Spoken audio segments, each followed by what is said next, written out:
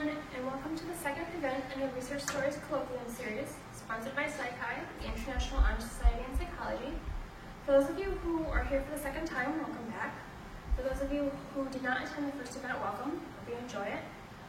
This series was organized to give students who have research experience an opportunity to share what they've done in their work and what they've learned from the process with students who have not yet undertaken research in psychology.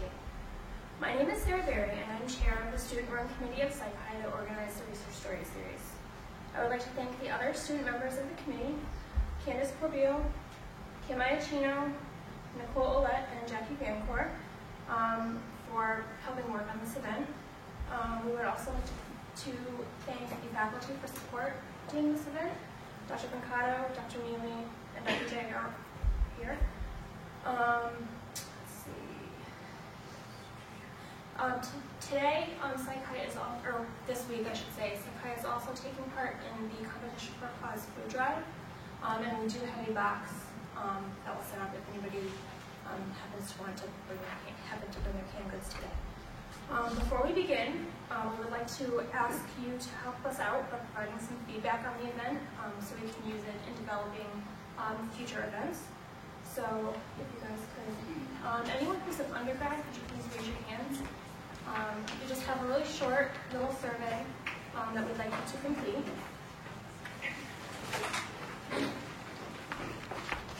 The first, like 2 page and a half of the survey we'd like to complete now.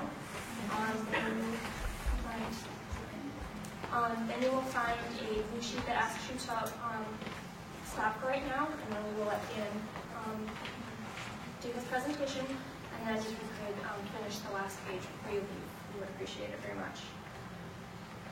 Does anybody need a writing utensil? Okay. Today's speaker will be Dan Pagliarello, who will present his project Lazy Smokers, the influence of procrastination and boredom in cigarette dependence. Dan is a senior here at CCSU. In his time here, Dan has served as a psychological science peer tutor and has worked with Dr. Austin in the biofeedback lab. Dan's research interests in psychology include psychopharmacology, neuropsychology, spirituality, addiction, and other deviant behaviors. His other academic interests include politics, philosophy, and the peace movement. After graduation, Dan intends to go into a psychology master's program and eventually pursue a PhD in psychology. Ladies and gentlemen, please welcome Dan Pagliarello. I would first like to start by thanking each and every one of you for coming out to support me today. I really do appreciate that. And I want to give a special thanks to, although neither of these people can make it, Dr. Dish and Dr. Fallon, who are my 222 and 221 professors. And of course, all my other professors who have helped me along the way. So we'll start off with it. This is really about introducing you to 221, 222, or research methods classes if you haven't taken them. Very basically, if you're a psychological science major, there are 8 credits that you have to take. And in my opinion, if you're a psych minor, I think that these are the 2 of the best classes you can take. It'll show if you want to go to grad school or if you want to go apply for a job. It'll show that you're willing to take 2 of the harder courses. I'm a marketing minor. I decided to take the marketing research and marketing data analysis for the same reasons. They're a little bit harder than your advertising and promotion classes. What you do in research methods is really you learn pretty much all the tools of psychology. Instead of really studying actual human phenomenon, you study how we go about studying it. You learn things like APA style, how to read journal articles, how to interpret the statistics that they use, and how to design and run your own experiments. And that's one of the great things that we have at CCSU, or a lot of other schools, like the old college I used to go to, UNH, they lump together these 2 sets of classes into one class.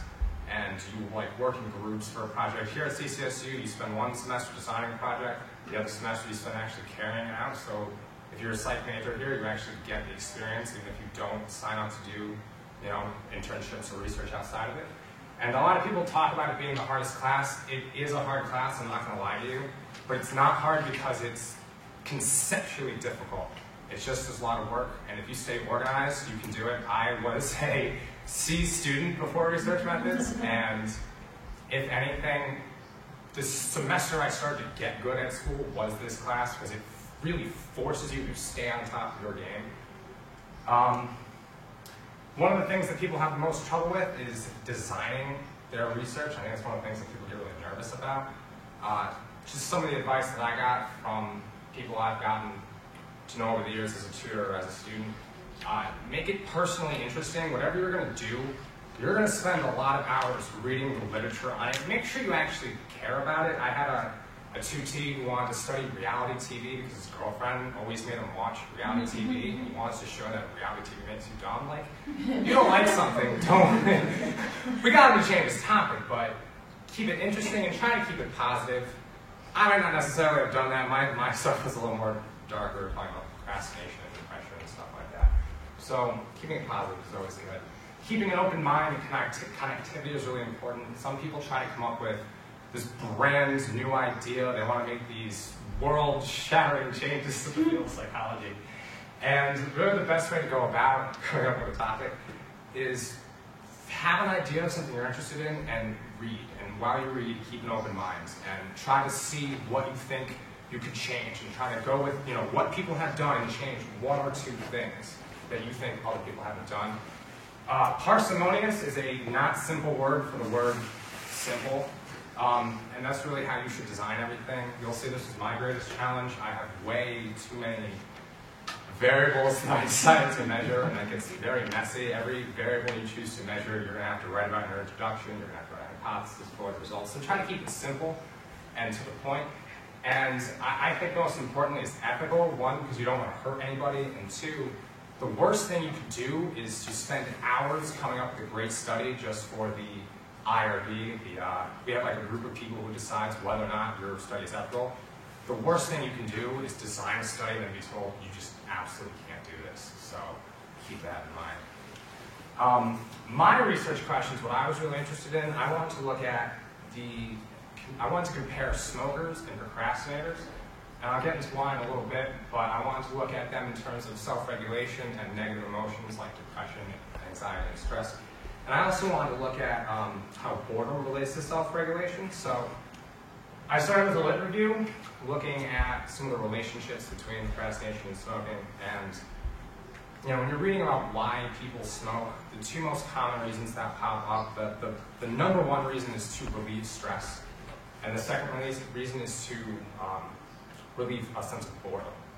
And a lot of the literature on smoking and smoking behavior has to do with how well you can regulate your own behaviors and how well you can regulate your emotions. And procrastination also fits into the same negative feedback loop that we'll talk about in a minute, where if you procrastinate, you're not really monitoring your workflow. You're really creating more problems for yourself. And people who procrastinate, people who smoke, show the same they both have high anxiety, they both have high stress, they both tend to be more prone to boredom and depression. And that's really what I want to investigate. The negative feedback loop is really cool. I'm going to make an argument that procrastination, maybe it's not a drug, but it's quite like a drug. Why do people do drugs? My intro to psych professor told me people do drugs because they work, and that's very true. If you have problems in your life, drugs will solve them. If you don't believe me, give me a problem. I'll gladly solve it with the drug. Would you care? Because I've hit people with this. Would you care to hit me with a problem that you can't solve by drugs? At least in the short run? Global warming. Oh, Jesus. A personal problem.